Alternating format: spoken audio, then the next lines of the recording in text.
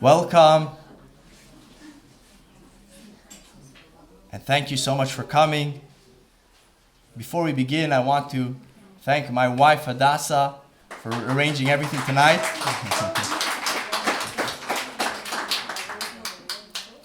There was once a couple that came to marriage therapy. And they came to the rabbi, and the wife said, you know, we're married for 25 years. And my husband never tells me that he loves me. So the rabbi thinks, oh, this is a problem. So he turns to the husband, he says, no, do you love your wife? Sure. So for 25 years, how come you never tell it to her? How come you never say, I love you? So he says, I don't know what the fuss is all about. When we got married 25 years ago, I told her, I love you, and if anything changes, I'll let you know.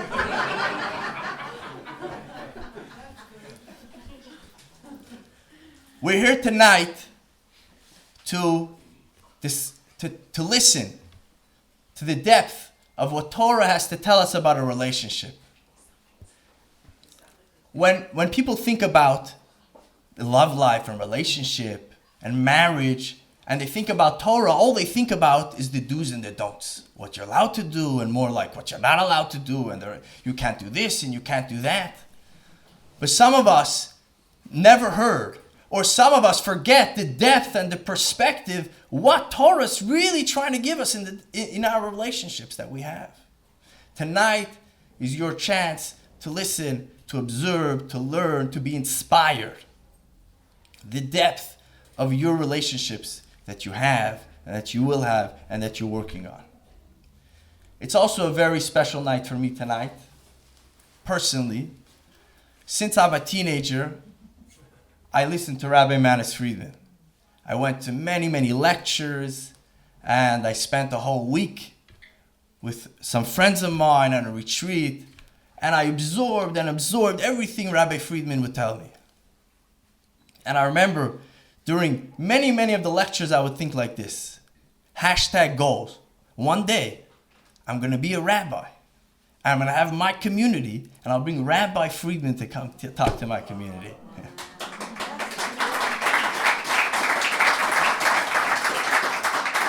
So definitely one thing off the bucket list.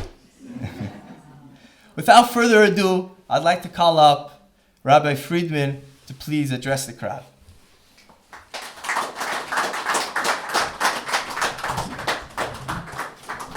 Told you he was smart.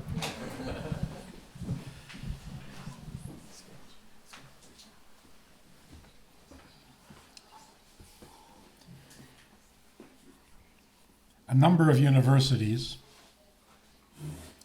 around the country have conducted some very strenuous, serious, thorough tests for a long time. And the results of those tests are finally in. The results show that men and women can't get along. What about woman and woman? They won't even test that. Men and women don't get along. There's nothing wrong with that. Men are from Mars, women are from Venus. Why should they get along? It's different planets, different mentality, different personality, different. So I never understood when a young couple would come and say, we're working on our relationship. Can you help us? I say, you're working on the relationship. What does that mean in simple English? In simple English, it means you don't really like each other. So why are you working on it? Not only are they working on it, they're going for therapy. You ever hear of two guys who don't get along, so they're going for therapy? You don't get along. What's wrong with that? Find somebody else. The really scary thing is when you see a man and a woman who do get along. Something's not right. They need therapy. So that's why God invented marriage. Marriage is like a miracle. A man becomes a husband, and a woman becomes a wife. So it's true, a man without a woman is a healthier man. A woman without a man is a healthier woman. But a husband without a wife is not a better husband. He's not a husband at all. So man and woman are better off without each other, but husband and wife are inseparable by definition. One of the sad things that's going on in our society is that people get married, but they don't want to become husbands. They don't want to become wives. So they get married and they remain a man and a woman trying to get along. It doesn't work because men and women don't get along.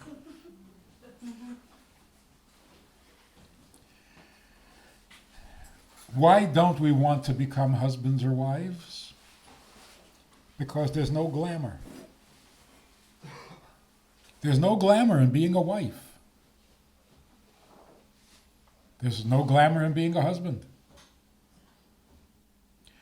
Like when a group of married women, housewives, want to go out together for an evening, what do they call it? A girls' night out. Not a wives' night out. A wives' night out? That's no fun. Wives are generally desperate. You want to have fun, you can't be a wife. Can't even be a woman. You have to go back to being a girl. That was the last time you had some fun. There's no glamour in being a wife. All the nasty jokes about wives. And there's no glamour in being a husband. Husbands are the biggest losers, the biggest wimps, the biggest schlemazel. Like in all the commercials, the husband wakes his wife because he has postnasal drip. And he doesn't know how to get up and get the NyQuil. She has to get up and get it for him. After that, you want to be a husband? Now it's Alexa. You know that commercial? Guy wakes up in the middle of the night, Alexa, get me my medicine. So, we've got a problem. A woman, a wife, drags her husband off to therapy, to a counselor, because she's very upset. Every time they go out, he's flirting with the women.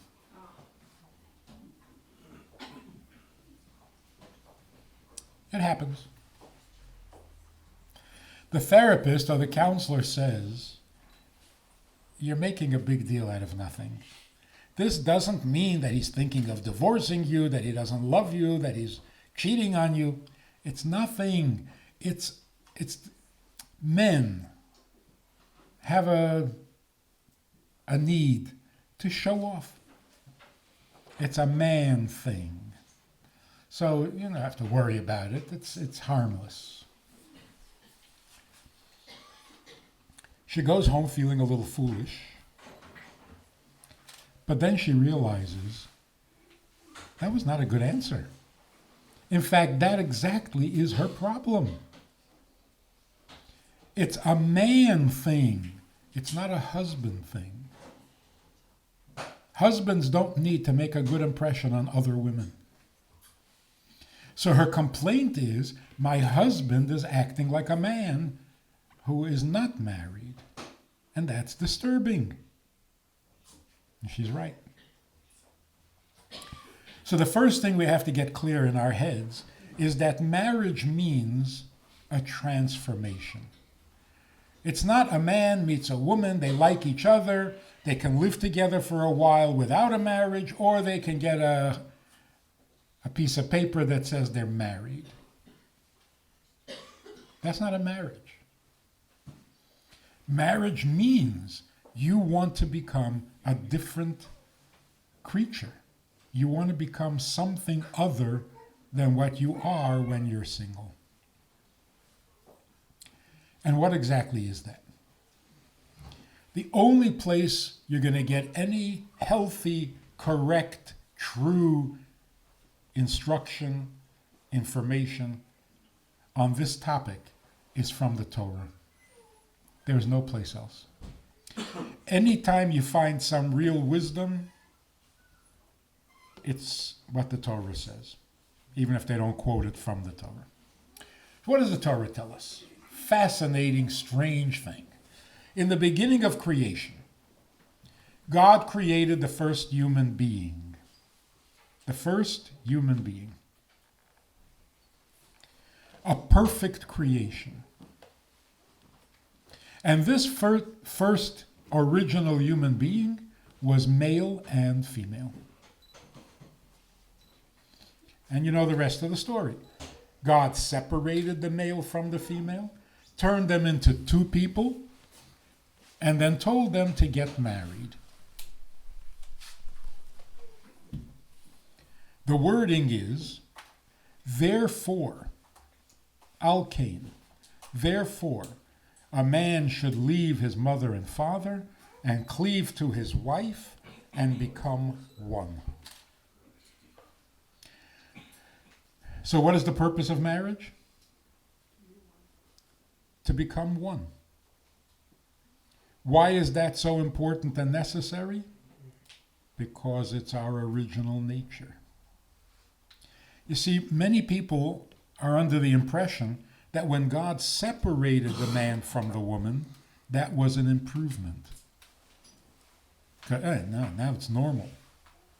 To be male and female, that's not normal. So the operation was an improvement, the separation.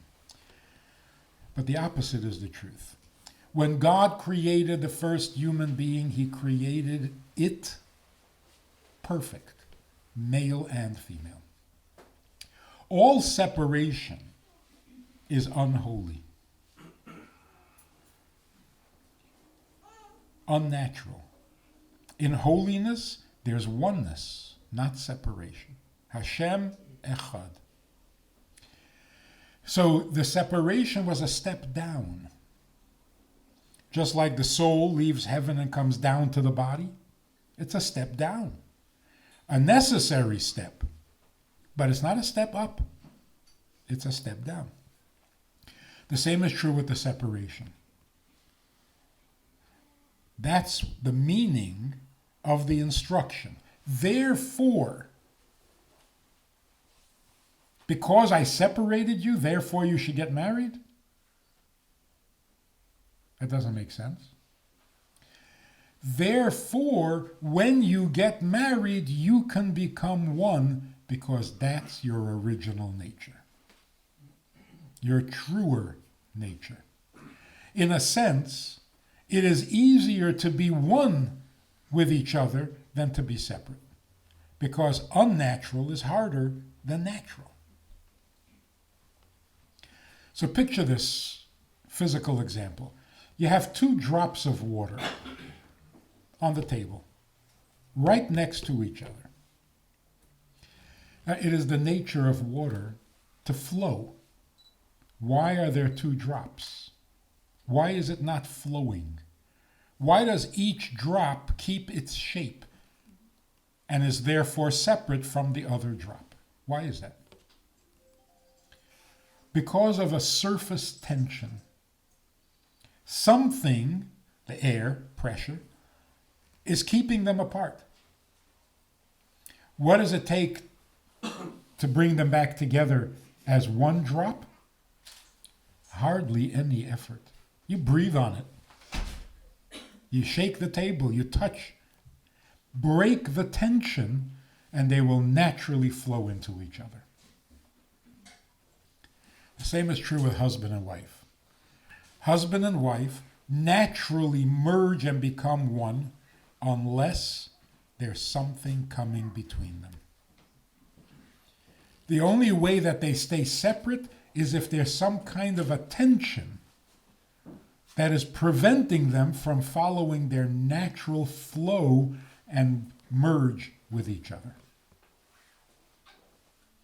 And that's why, in principle, the minute you're married, when you walk out from under the chuppah, you have become one.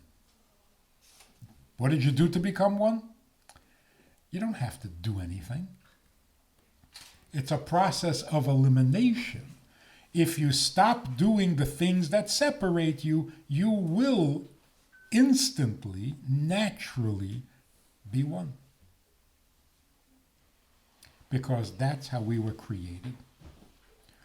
So, what is the attraction of a man to a woman and a woman to a man? What do we need each other for if we're better off without each other?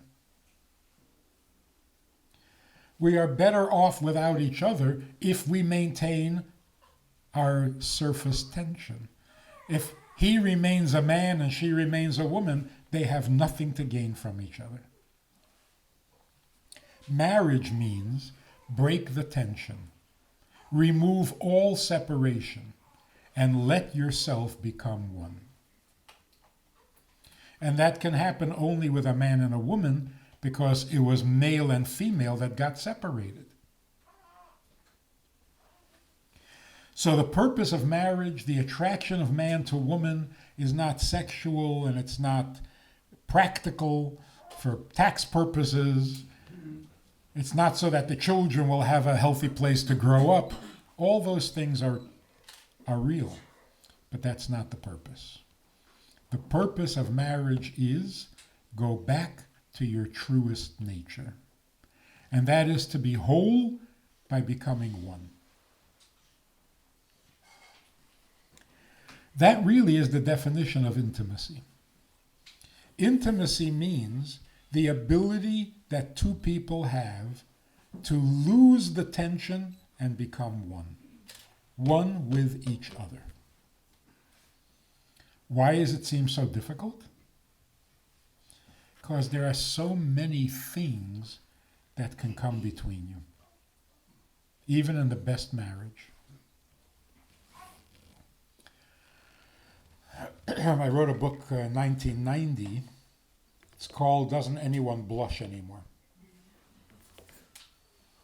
It did pretty well. The title was really effective and successful, but it was not the title that I chose. The publisher gets to decide on the title. The title I wanted was, and this is again a book on relationships, the title I wanted was, Shut Up, I Love You.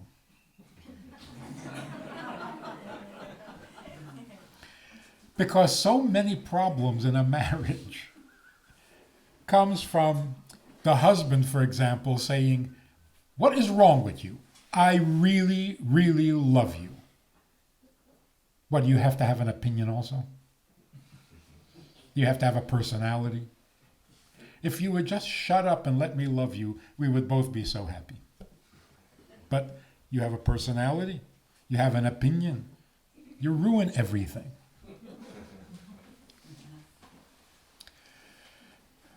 When these things come between us, it prevents intimacy from happening. And here's the sad thing about today's generation. Married couples who are happy. It's a good marriage. Ask anybody. Happily married couple. Models for the community. And yet when you talk to them separately, they will admit that when they're alone in a quiet moment, they feel alone in the world. That's not supposed to happen when you're married. That feeling that I am alone in the world is poison. It's devastating. Because we're not designed to be alone. We are designed to be one. So when there's problems in a marriage and people are fighting and they don't agree, all right, human beings. But when it's happening even in a good marriage, what does that show? So if you go for therapy, or if you go for counseling, or you read all the books and the magazines on the subject, they tell you how to communicate more effectively. Thank you very much. We communicate very well. We communicate our anger, our hatred, our frustrations, and we do it so well. Devastatingly well. We don't need more communication. We don't need skills. We don't need tools. We need to know what being together means. We need to get to the real core, the inner understanding of what it is we're trying to accomplish. So the Mishnah says, Talmudic wisdom, the Mishnah says, a love that is dependent on something, if the thing goes away, the relationship will go away. But a love that is not dependent on anything will last forever. Sound good? Yeah, it sounds so good that you don't need sages to tell you this. What is it saying? If I love you for your money, and then you lose the money, guess what's going to happen? You have to be a sage for this? For this we need a Mishnah? If I love you for your money and you don't have money, I don't think I'm going to love you anymore. That's not even correct. Because I never loved you. I don't love you for the money. I just love the money, and you come with it. So when you lose your money and you're still in my house, I don't understand what you're doing there. You don't belong here. In other words, it's not only that I loved your money and not you. I married the money. I'm not married to you. So the first time when I came to Minnesota straight out of yeshiva, and this man said to me, I'm getting divorced. I don't need this.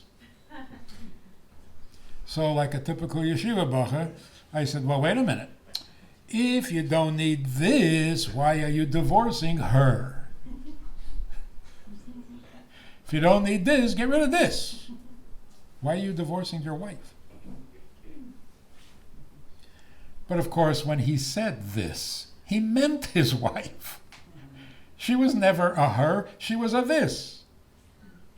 And he doesn't need this. So he's going to trade her in for some of that. And if that doesn't work, then he'll try some of those. But he's never married to a person. So listen to it.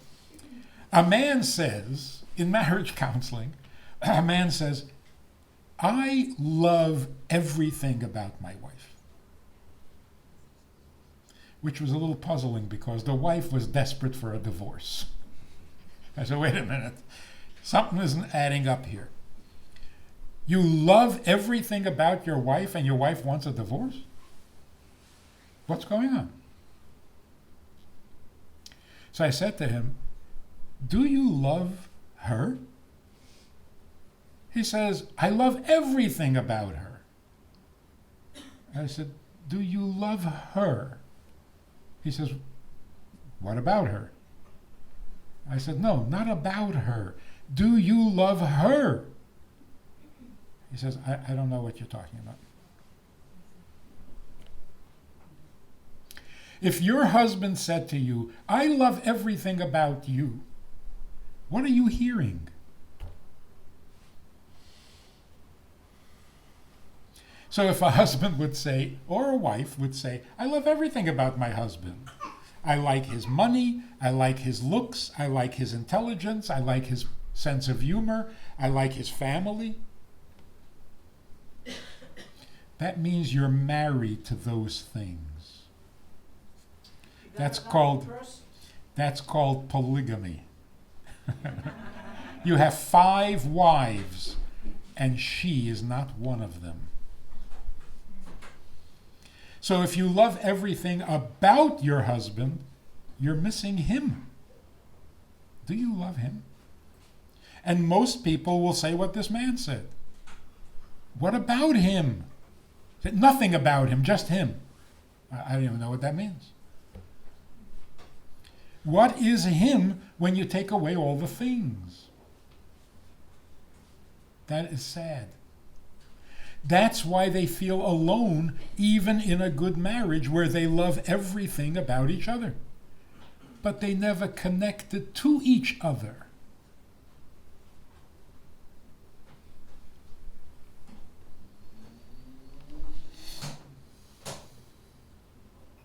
Here's the real mystery in the Mishnah. A love that is dependent on something could also mean a love that is the thing. So you ready for this shock? The thing that is destroying most marriages in the United States of America is love.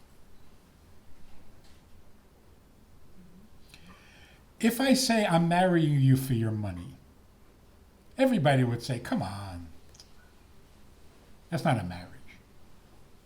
But if I say I am marrying you for love, everybody says, wow, that's beautiful.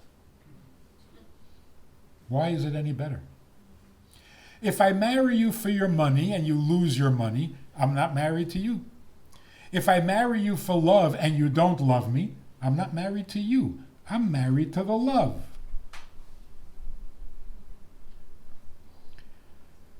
Why is that not an ulterior motive? I don't really want you, I just want the love from you.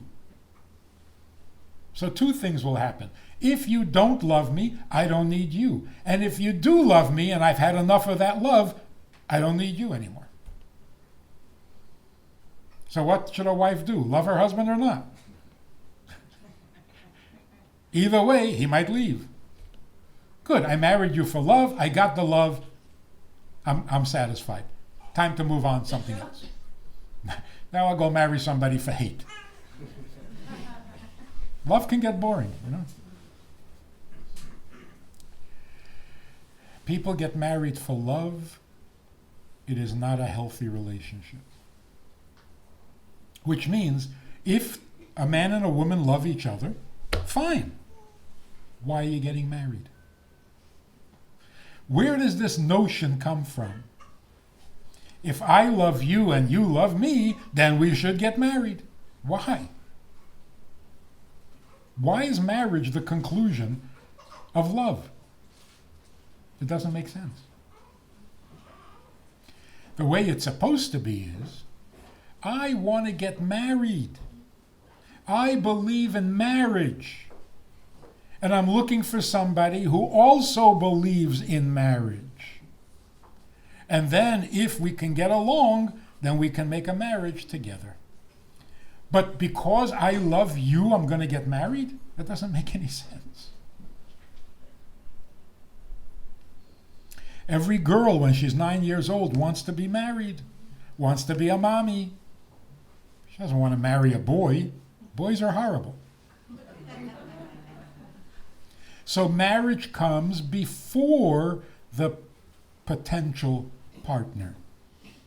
So when you're dating, the first question you ask each other is not, how do you like me now? Not how do you like me? What do you think of marriage?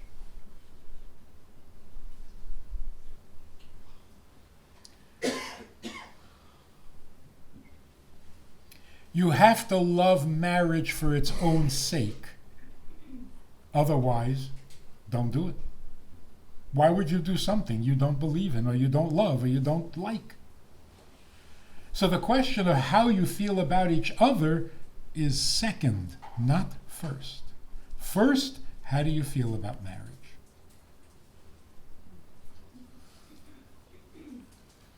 Now, what exactly is the intimacy of the marriage?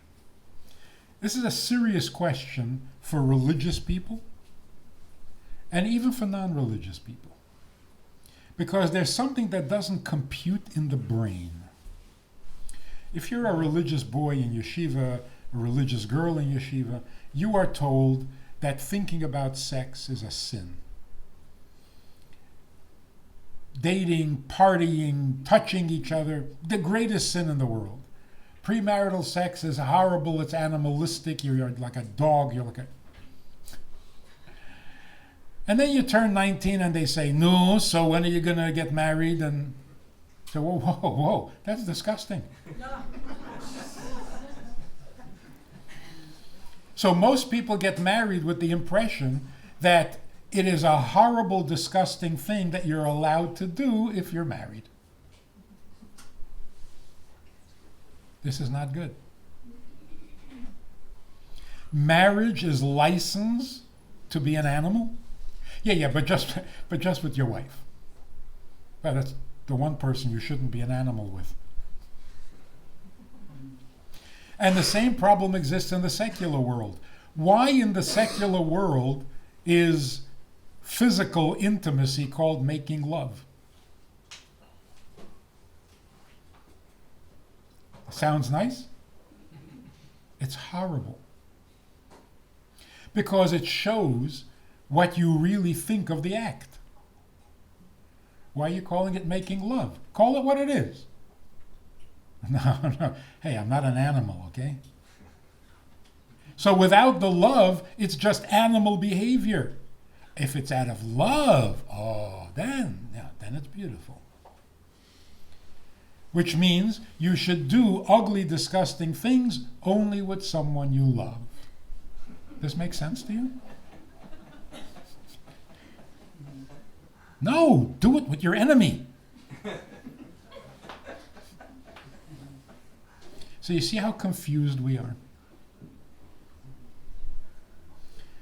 A boy wants to date a girl. He follows her, he runs after her, he seduces her, and they have sex. And then they get into a fight. What does he call her? You slut. Whoa, I thought you were making love. Yeah, that's when I like you. If I don't like you anymore, what you just did, you're a slut. So you see how this can't work. The correct answer is this.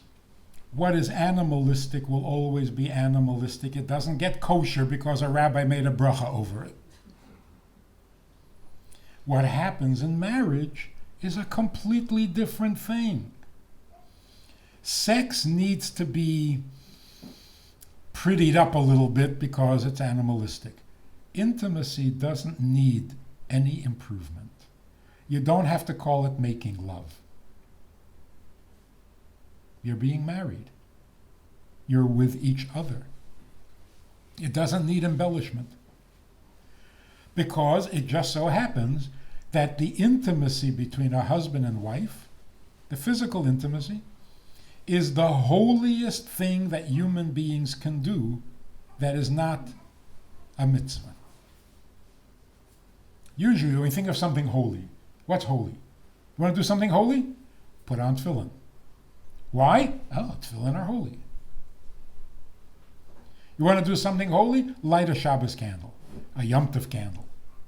It's a holy thing to do. But when it's not a mitzvah, is there anything a human being can do that is holy? There's one. Intimacy with your spouse. Even when it's not the mikveh night and it's not the wedding night, it's not a mitzvah. It is just plain holiness. The holiest that human beings can get. But that's only if you're looking for the intimacy, not trying to get something from each other. Because as soon as you introduce something, you have ruined it. So the secret of a holy bedroom, if you asked your grandmother, what happens in the bedroom? Because you can't ask your parents, they'll never tell you. So you ask your grandmother. And your grandmother says, nothing. You say, Grandma, come on, tell me. I'm 36. It's time I know already. What goes on in the bedroom? And your grandmother says, nothing. You say, fine, you don't want to tell me? She did tell you. And it's the correct answer. What is magical about a bedroom is that it is a no-thing zone. No thing happens in a bedroom. People are not things. And a bedroom is a place for him and her. He's not a thing. She's not a thing. So, no thing. In the living room, there are things. There should be things. There better be some things. Otherwise, how do you know it's a living room? So in a living room, you have books, you have a radio, you have a television, you have a computer, you have a desk, you have things. That's what it's for. In a kitchen, you better have some things. It's a kitchen. It's about things. Bedroom means just him and her. No things. So practically speaking, a television in the bedroom is poison. A radio, anything other than each other does not belong in the bedroom. A desk with a computer to do a little last-minute work, it ruins the bedroom. A bedroom is a no-thing zone. The Gemara tells a story that there was a woman who had magnificent children. Not Kimchas, whose children were all Kohanim. Another woman, her children were just magnificent. So the rabbis came to find out what her secret is. How do you make such perfect children? And she told the rabbis that she is never intimate with her husband before 1 o'clock in the morning. And they said, what? That's your secret? She said, until 1 o'clock in the morning in her village, there's activity. Somebody's coming home late, a door opens, a door closes, a horse walks by, a cart. After 1 o'clock, there is no activity outside the house. So there's never a distraction of a sound while you're being intimate. And if there is no distraction from the outside, and they do not allow anything to come between them, on the inside, the children benefit greatly. Because from a total intimacy, the child gets the most advantages and blessings. So what can come between a husband and wife that can ruin the intimacy? A sound from the outside. Certainly a television playing in the room.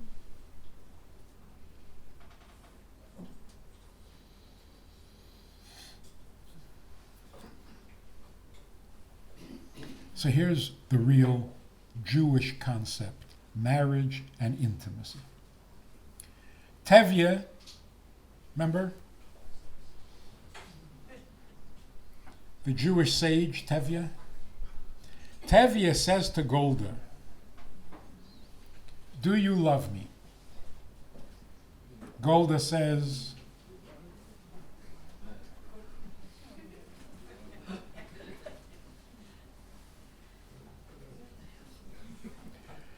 first she says, according to one version, first she says, do I what? He says, do you love me? It's a good question, no? And she sings a song. For 25 years, I've washed your clothes, I've made your meals, I've edited. How is that an answer to her question? And then she ends by saying, if that's not love, what is? He says, do you love me? And he is being childish, immature. Golda is mature. So she says to him, what are you asking? do I love you? You mean, am I giving you my love? For 25 years, I have given myself to you. I am yours. Does that include my love? If you have me, of course you have my love. But why are you focusing only on the love? What are you, a teenager? So what is more powerful than love? What's a more powerful word than love? Mine. Be mine. You're my wife. You're my husband. I am yours. That is a much more powerful word than I love you, because you can love me today and not tomorrow. The word love has lost all meaning anyway. Every child says, I love my mommy and Mickey Mouse.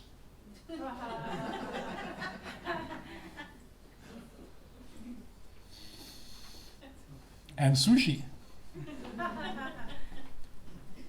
And not necessarily in that order. So, how do you convince the average American kid that his brother is more important than his dog? Every kid thinks his dog is more important. Why? I love my dog. I don't love my brother. So what makes somebody important in your life? Your love. That is so nasty. You're important if I love you. If I don't love you, you're nothing. That is nasty.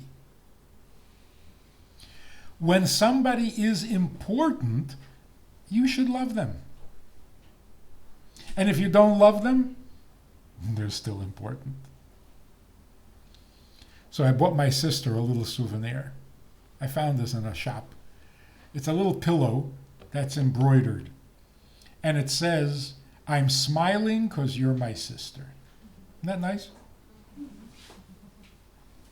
But on the back it said, and I'm laughing because there's nothing you can do about it. In other words, if you don't love me, too bad. I'm still your brother. We have the same kind of a relationship with God. We can truly say, I am smiling because you're my God. And I'm laughing because there's nothing you can do about it. We are your chosen people, farfalon. Nothing you can do about it. So, might as well love us. So love is not what makes things important. Love is the feeling you should have for those things that are important. So you can't really love chocolate.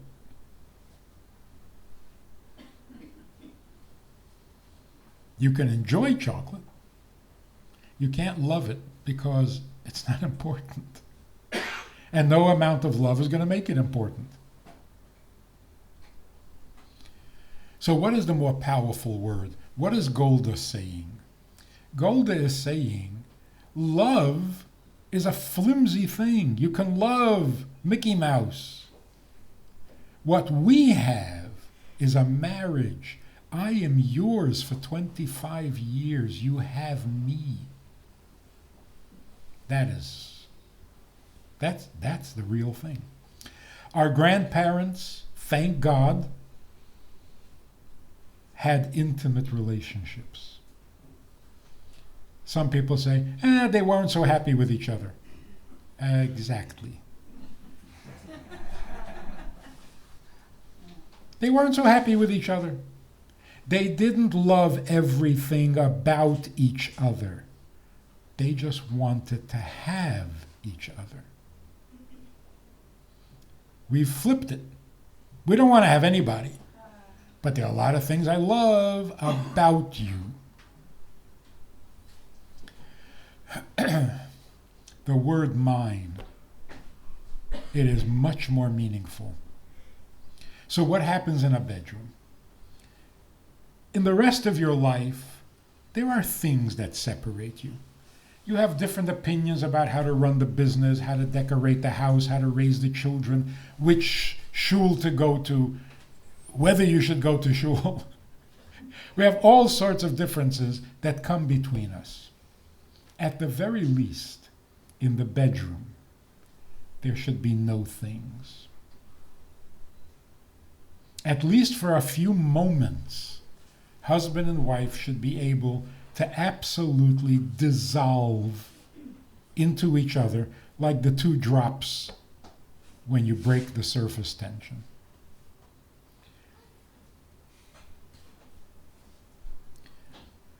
If you bring something into the bedroom, it becomes abusive. You're using me to get something, even if it's love. To use a person for any reason is abusive.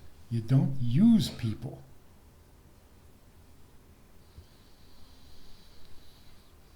So here's the perfect marriage. If you love somebody very much and you're spending time with that person, it is really a pleasure. But when you come home to the person that you are one with, have you ever had a moment when it felt so perfect, it was so right, that if time stopped and it remained like this forever, you would be happy? Ever had that feeling? Mothers have that feeling when they look at their baby, when the baby is sleeping.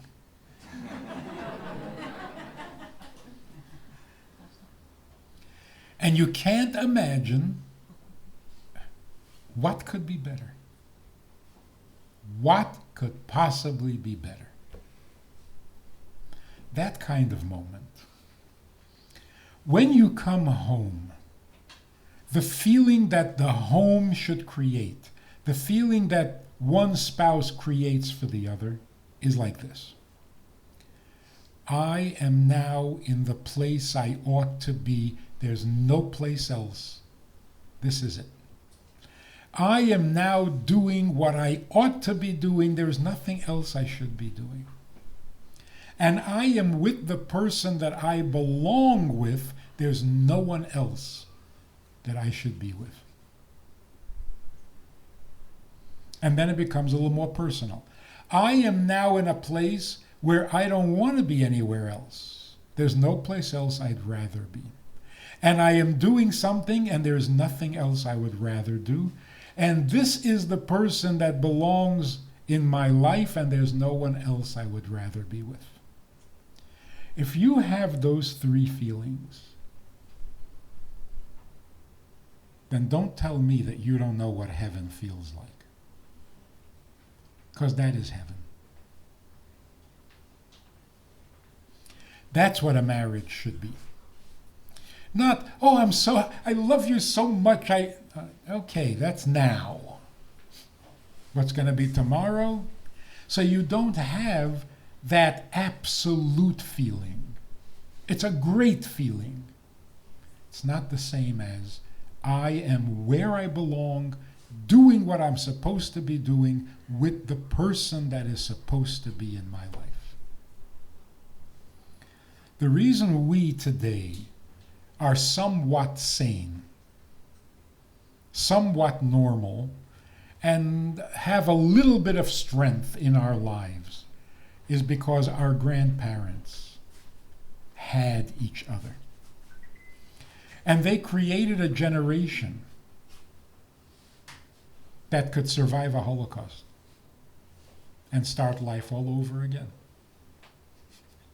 And today a generation is growing up that can't survive a paper cut or a microaggression or a difference of opinion. So the greater the intimacy, the stronger the child that is born from that intimacy.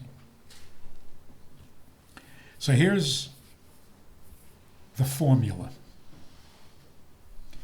This is like the future of psychology. Any psychologists? Therapists? Psychiatrists?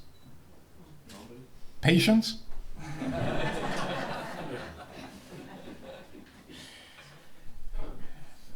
Psychology has focused for a long time, since Freud, on the deep, unresolved needs that human beings have. And that if you could discover what that need is, and if you can fulfill that need, you will be healthy. Here's the Jewish secret, and probably the reason we're still here. We know something that Freud did not. There are needs. I need to eat, I need to sleep, I need to have warm clothes when it's cold, I need to cool off when it's hot. And then there are deeper needs. I need to trust you, I need security, I need friendship, I need to be understood, I need to be heard. And then there are deeper needs that I don't even know about. My mother once scared me, didn't toilet train me properly, and now I'm suffering. All true. But there's one final step. Go a little deeper. Don't stop there. Go a little deeper and you will discover that you have no needs at all.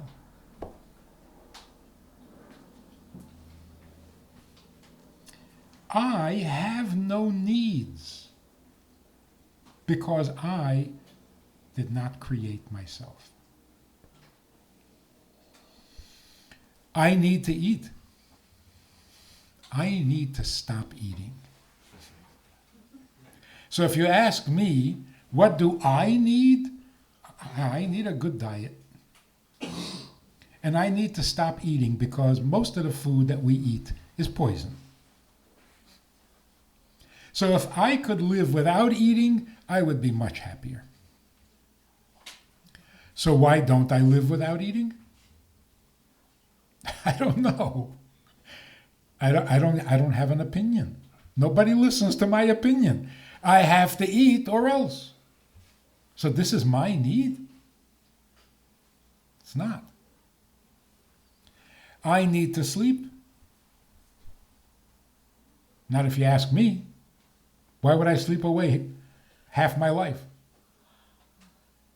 So I try not sleeping.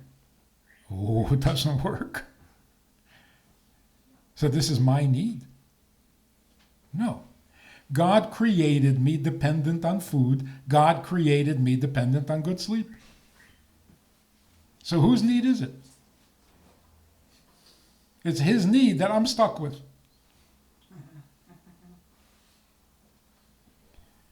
A human being, because we are created, we have no needs.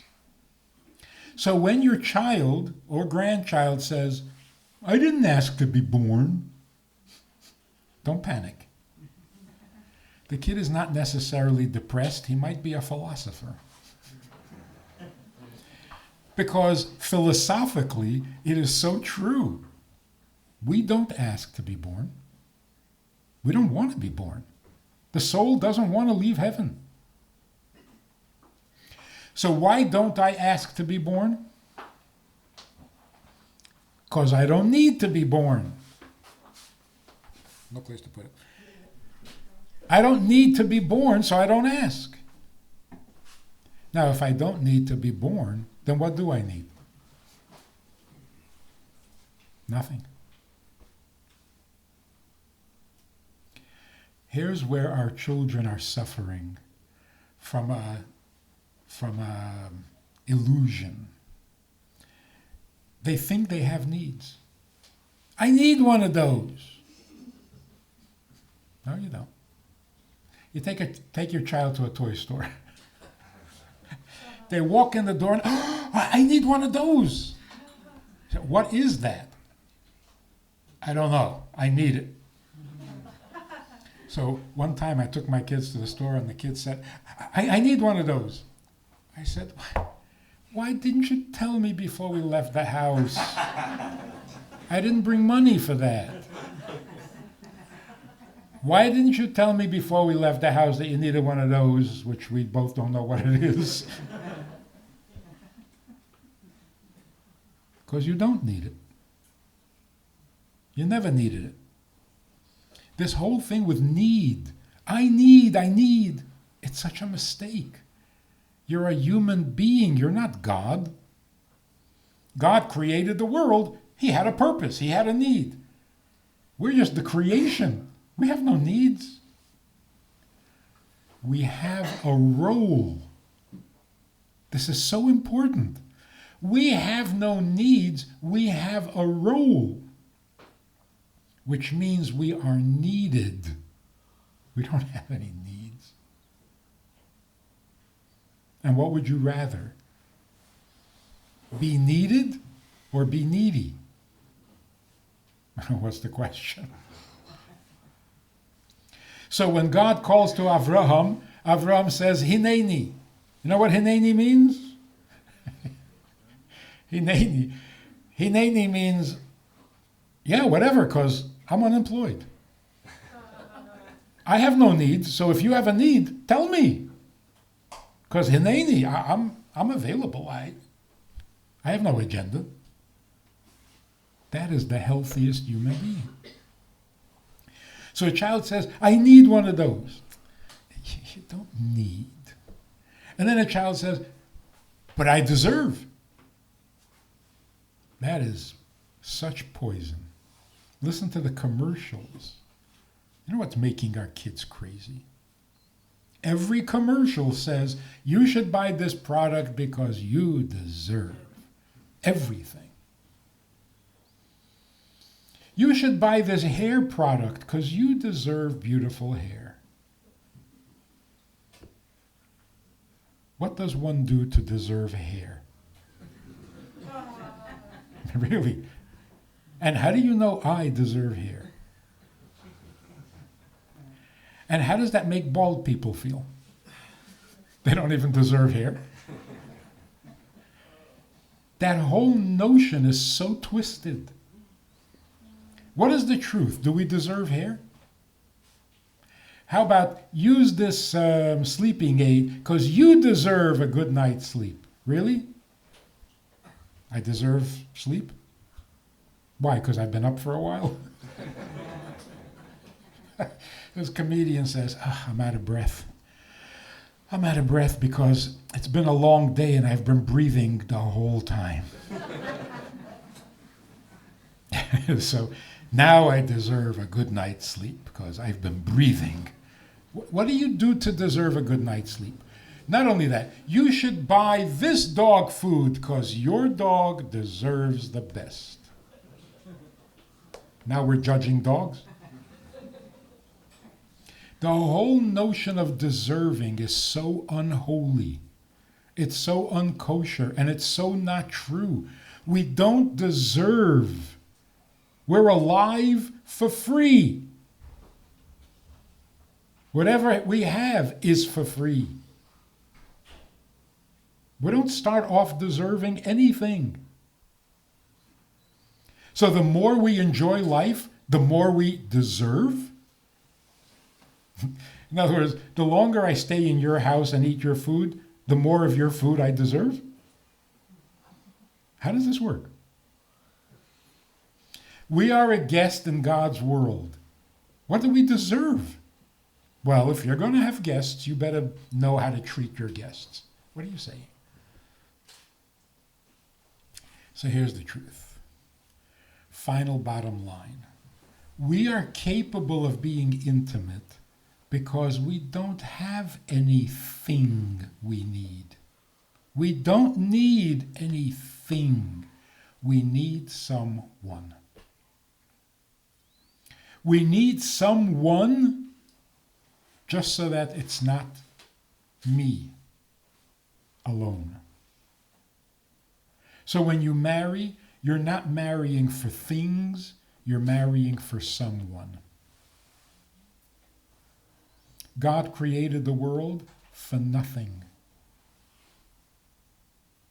How can he need something? He's perfect. So he created the world and he needs nothing. So what is the world for? So that he will have someone. And that's us. He wanted someone beside him, not something. And that's why if you're a good Jew, a bad Jew, an ugly Jew, he needs you. Because he'd rather have you on his side. Be nice if you actually loved him once in a while. But that's not what it's about. That's why some people say God is love. They're worshiping love. They're not worshiping God. Some people say God is power, almighty. They're worshiping power. They're not worshiping God. What do we say? This is my God. What am I going to do? Zeh Keli. This is my God. The God of my father, the God of Avraham, is my God. I don't want any other God. Do I love him? What's love got to do with it? So one final thought. You see a guy running down the street, and you stop him and you say, "What's the matter? What are you running?" He says, "My wife is not feeling well. I'm running to get the doctor." So you say, that is beautiful. That's so nice. You love your wife so much. And he says, "Love? I don't love her so much. In fact, lately we're arguing, we haven't talked for a week." So you say, "Well, in that case, why do you have to run? What's the rush? Slow down, we'll have a coffee, we'll talk. You'll get the doctor later. What's the big rush?" What would he say? He would say, "You're crazy. My wife needs a doctor." You say, "But you don't love her." And he would say, "What's love got to do with it? She's my wife." Much more powerful. The same is true with Jews and God. Every Jew goes to the synagogue on Yom Kippur. And you say to the Jew, "Oh, you really love God." He says, "What? I don't even believe in God."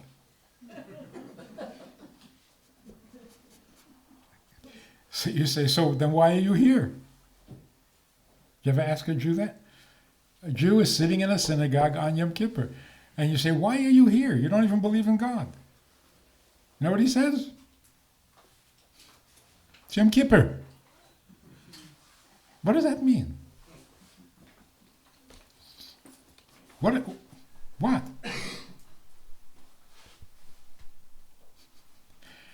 It's Yom Kippur. Where should I be? I don't know. If you don't believe in God. Not for a Jew. To the Jew, believing or not believing, that just depends on your mood.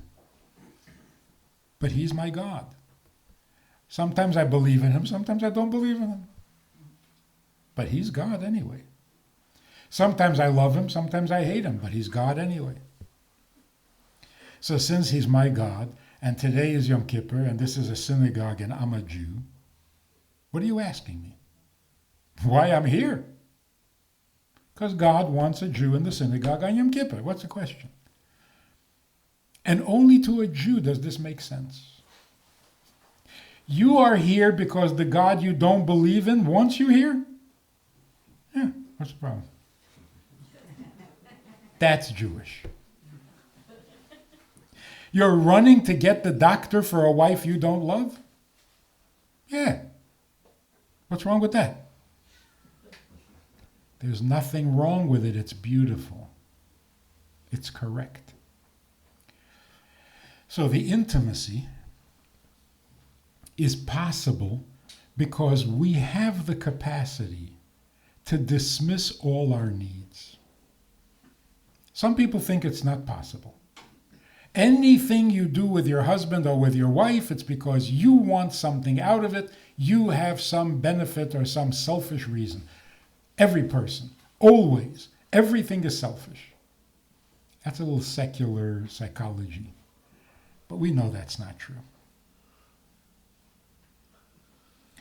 In marriage, husband and wife are intimate for 2 weeks out of the month, separate for 2 weeks out of the month.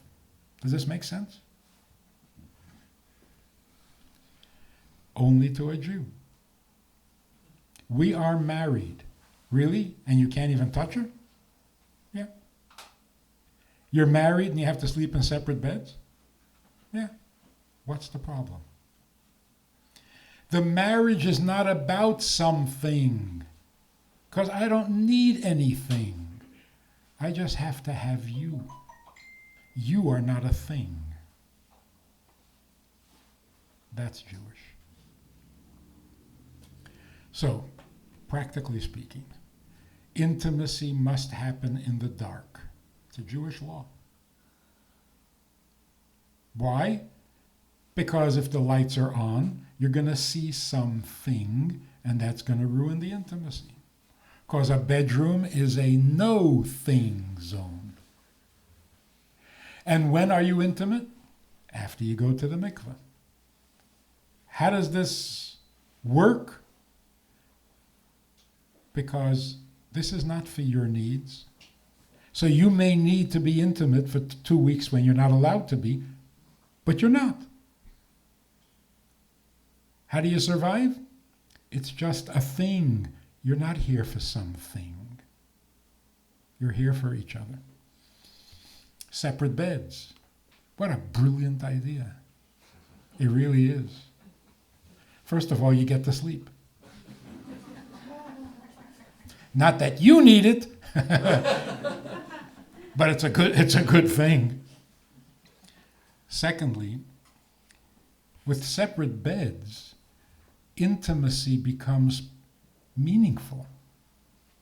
It becomes real. You want to be intimate? Get up. Show a little initiative. When it's one bed, it just happens. That's not good. Intimacy is the holiest thing we can do. So it should be done at least purposefully, with a little devotion, commitment, effort, something. Maybe we should have separate rooms. Think about it. You imagine the king and queen always had separate, right? The king wants to be intimate. He knocks on her door. There's no question what his intention is. This is for real. So it's a brilliant idea. And the separation for 2 weeks, there's nothing more powerful that reminds you and tells you you're there to have each other, not some activity. Like you both love tennis. Is that something to build a marriage around? You have physical needs, you have physical pleasure. It's all very good, but that's not what it's about. The pleasure should be having each other. And that's always good. It's always perfect. You have each other.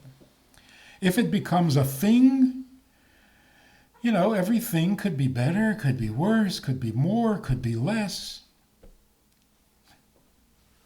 So a guy is staring at me in the Chabad house, and he comes over to me and he says, just out of curiosity, you don't have to answer if you don't want. When you sleep, do you sleep with your beard under the blanket or with your beard on?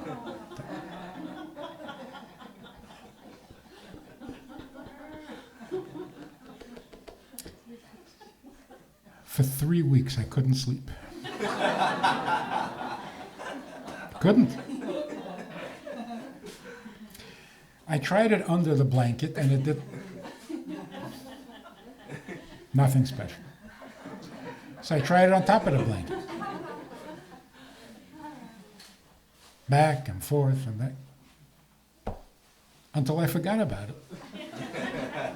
I went back to sleep.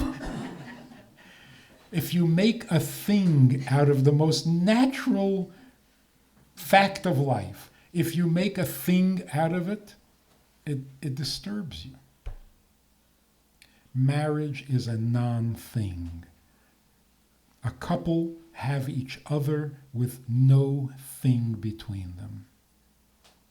How can it be better or worse? It's always perfect. But if you're trying to do something, oh, now it's a performance. You're not such a good performer. Depends on your mood, depends on what you eat, depends on... Not good. Intimacy is always perfect. Because your grandmother was right. What happens in the bedroom? Nothing. Just us. And that's, like Golda says, if that's not love, then what is?